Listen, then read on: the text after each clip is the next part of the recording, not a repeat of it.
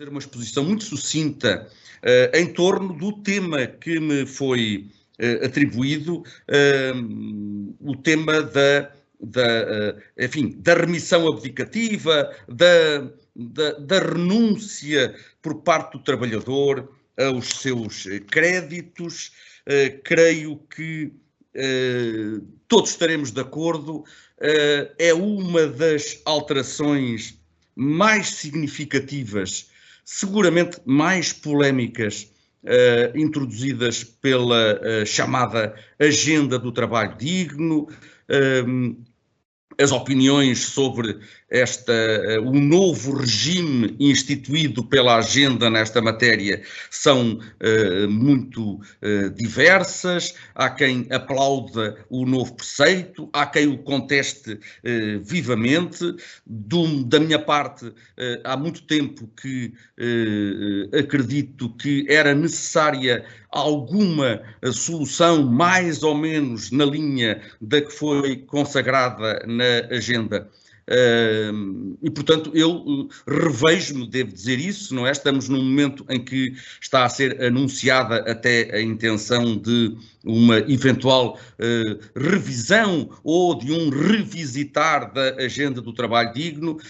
Seguramente esta norma, e eu estou a referir-me, claro, todos sabem, ao artigo 337, número 3, concretamente, é uma daquelas que vai gerar maior discussão.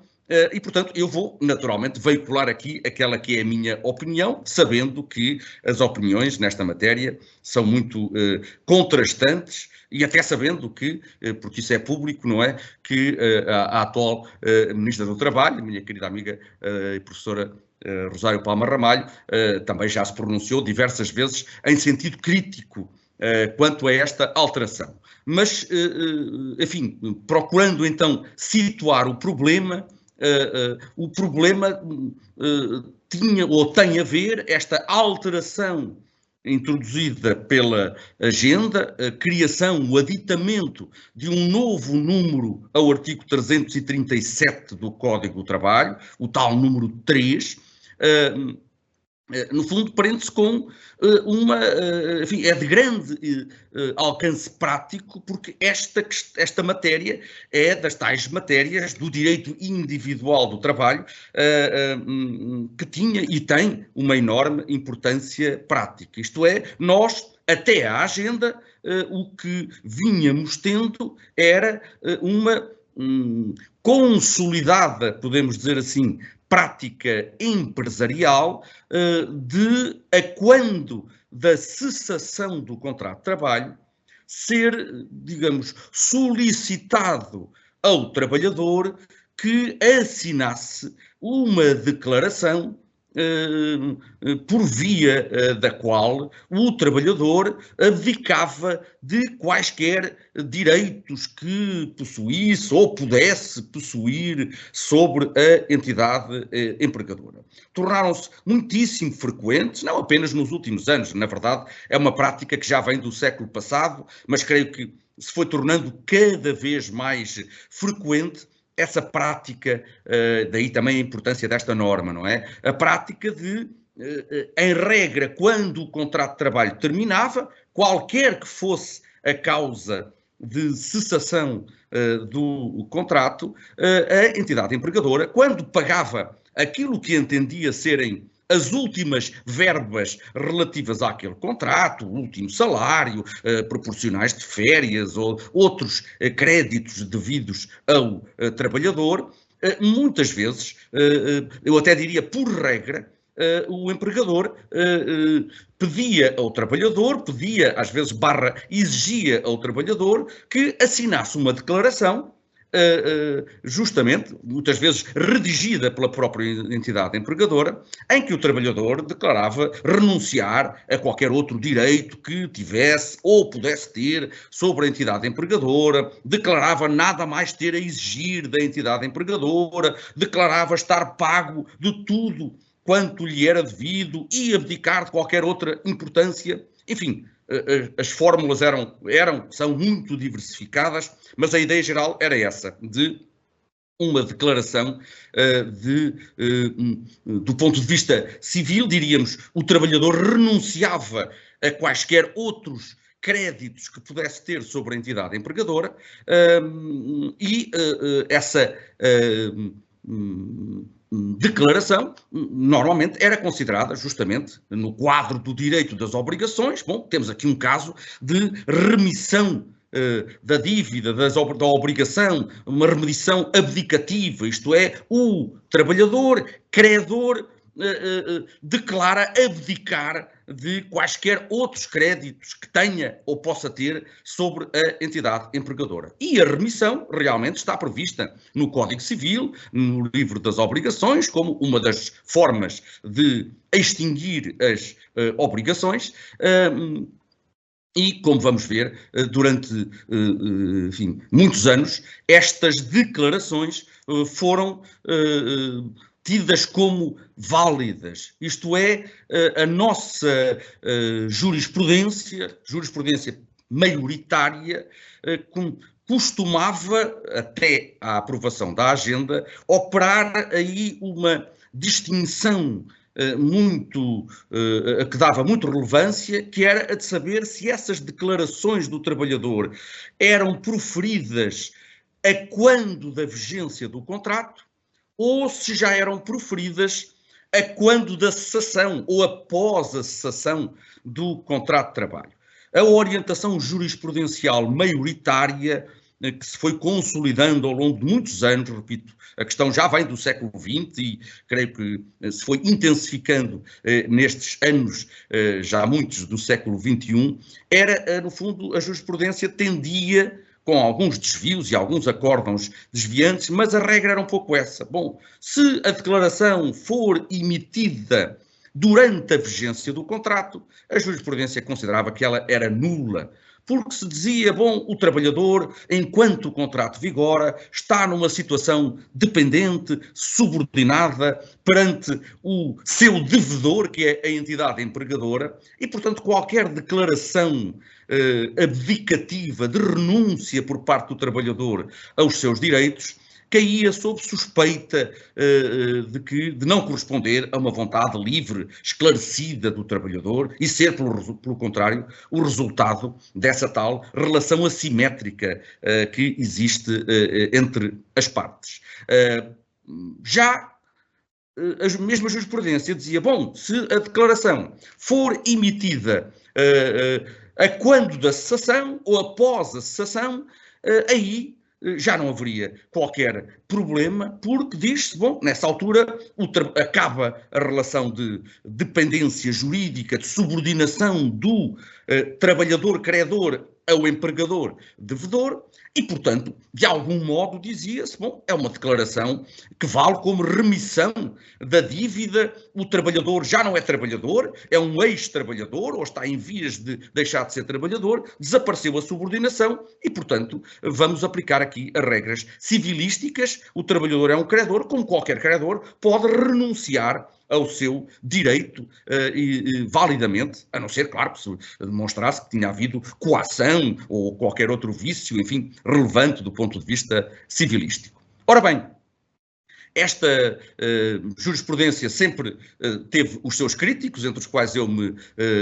contava há muitos anos. Ela foi relançada, a discussão em torno desta questão foi relançada por um célebre acórdão do Supremo Tribunal de Justiça, o acórdão chamado Acórdão Douro Azul, de finais de 2022, foi relatado pelo conselheiro Júlio Gomes, em que o Supremo se afastou um pouco da orientação tradicional e entendeu, enfim, naquele caso concreto, que era um caso que envolvia uma trabalhadora que tinha tido vários contratos a termo, mais ou menos consecutivos com a mesma entidade empregadora, enfim, nos barcos que exploram ali aquelas viagens no Rio Douro, e que sistematicamente, cada vez que acabava um desses contratos a termo, declarava estar paga e abdicar de quaisquer outros direitos que pudesse ter sobre o empregador. Na verdade, nesse acórdão, o Supremo, com uma votação que não foi unânime, foi uma votação de 2 contra 1, afastou-se da orientação tradicional, entendeu que aquela declaração, naquelas concretas circunstâncias, até por questões ligadas ao dever de informação a cargo do empregador, que não privava a trabalhadora dos seus direitos e, talvez pelo timing em que este acórdão foi proferido, setembro de 2022, portanto estávamos em plena discussão da agenda do trabalho digno, o tema foi relançado e foi, de algum modo, assumido pelo legislador nesta agenda, que provavelmente deveria ser esta matéria revista de forma a evitar que os direitos e os créditos do trabalhador se extinguissem tão facilmente como vinha sendo permitido pela leitura jurisprudencial maioritária. Para isso concorriam diversas razões, desde logo, podemos dizer, até o facto de parecer fazer pouco sentido que o direito do trabalho confira ao trabalhador, muitas vezes, ou por regra, através de normas imperativas, um conjunto de direitos, o direito ao salário, o direito à retribuição e ao subsídio de férias, ao subsídio de Natal, ao pagamento por trabalho suplementar prestado, etc, etc, etc. Tudo isso resulta, todos esses créditos do trabalhador assentam muitas vezes em normas imperativas da lei, normas que não podem ser afastadas pelos sujeitos do contrato de trabalho. Eu não posso estabelecer no meu contrato que só vou receber, a título de subsídio de Natal, metade daquilo que resulta do Código do Trabalho, ou que só vou receber, a título de subsídio de férias, metade daquilo que resulta do Código do Trabalho, ou que vou receber menos do que os atuais 820 euros que constituem o salário mínimo nacional. Esses são direitos que resultam de normas imperativas e qualquer cláusula contratual que disponha em sentido menos favorável ao trabalhador será tida como nula. E o legislador terá entendido que, bom, se o direito, por regra, não é sempre, mas por regra, resulta para o trabalhador de uma norma imperativa,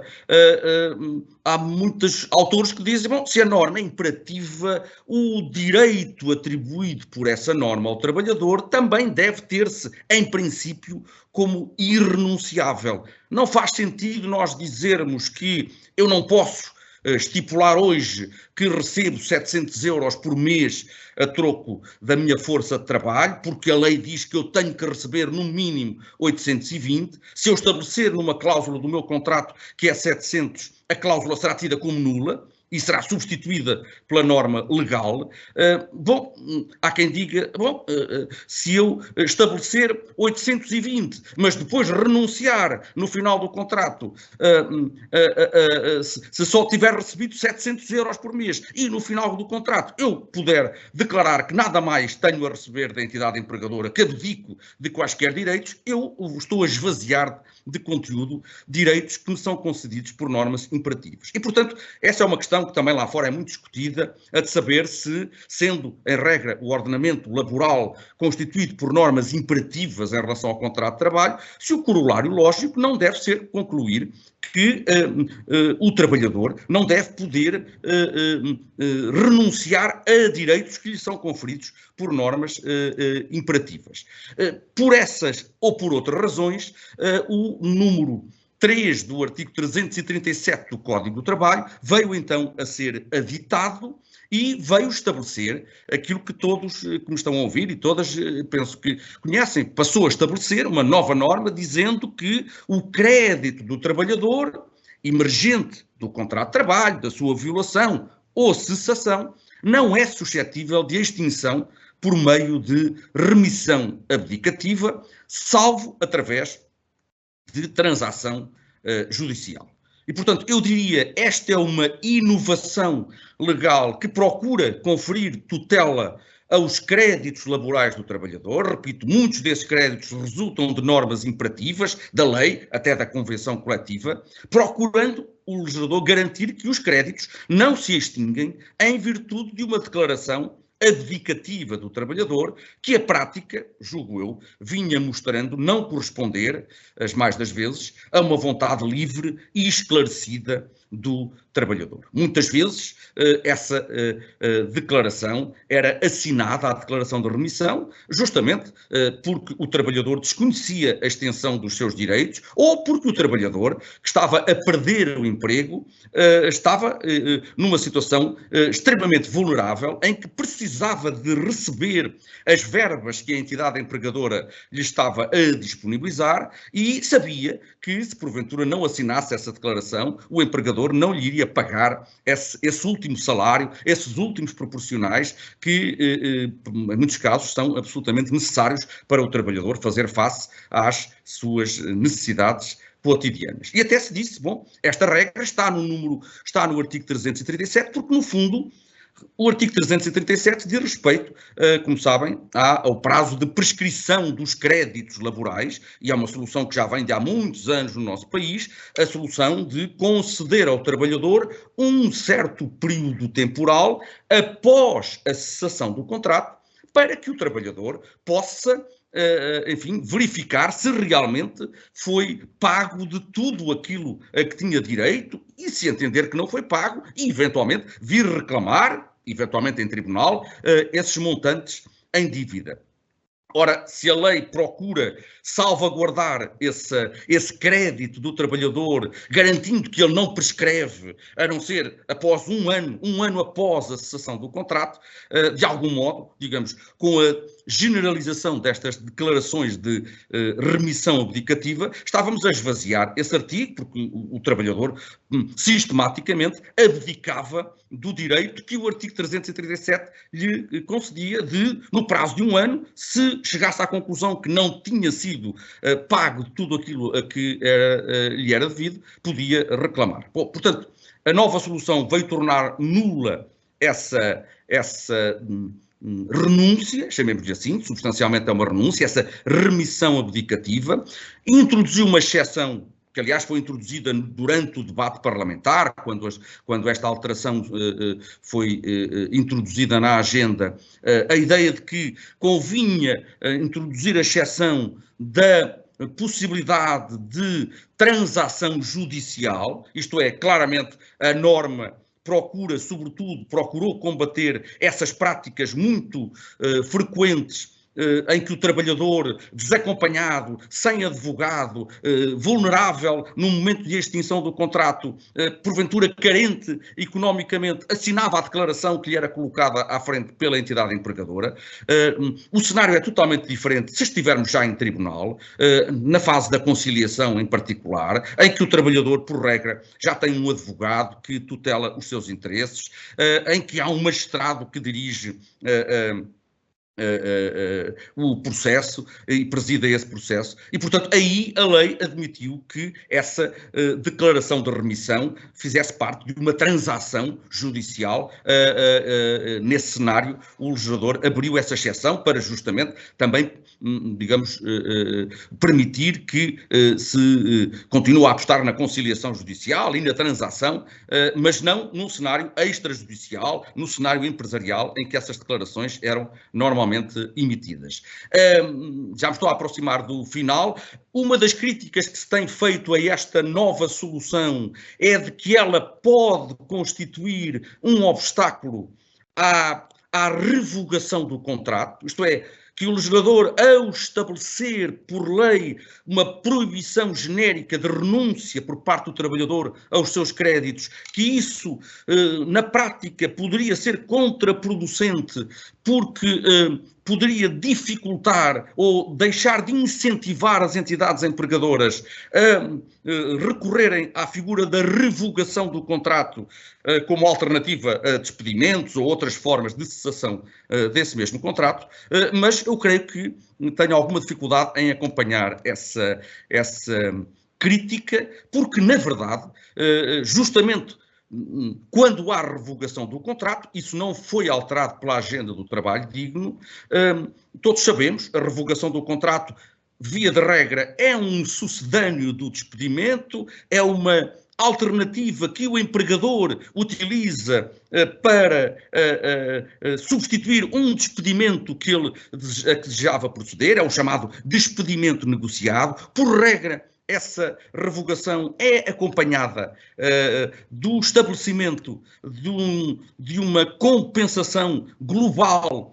a pagar pela entidade empregadora ao trabalhador, que é justamente, normalmente, o preço que o empregador paga para conseguir que o trabalhador aceite revogar o contrato e abra mão do seu emprego. E, como todos sabem, neste aspecto não houve mudança introduzida pela agenda, continua a estar estabelecido no nosso Código do Trabalho a regra segundo a qual, sendo estabelecida uma uma compensação global a pagar pelo empregador ao trabalhador a quando da revogação, a lei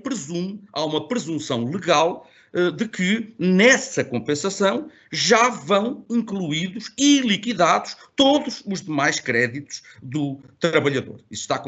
é constante do artigo 349, número 5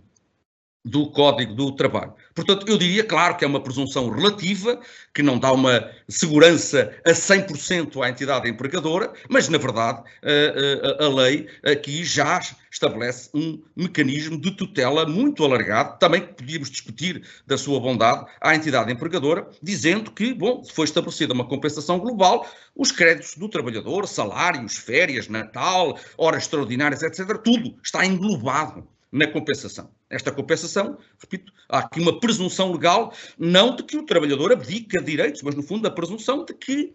aqueles seus créditos foram pagos pelo empregador e estão lá englobados na compensação